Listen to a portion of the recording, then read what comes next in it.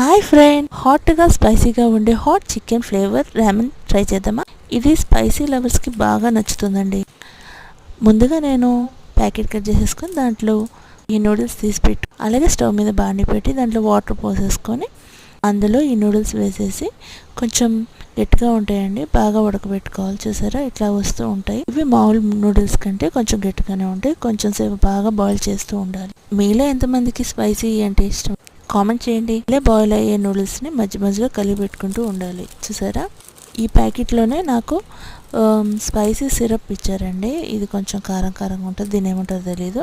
కాకపోతే ఇది వేసిన తర్వాత మాత్రం కారం బాగుంటుంది. కొంచెం వాటర్ అంతా అయిపోయిన తర్వాత బాయిల్డ్ అయిన తర్వాత ఈ నూడిల్స్లో ఈ సిరప్ వేసేసుకోవాలి.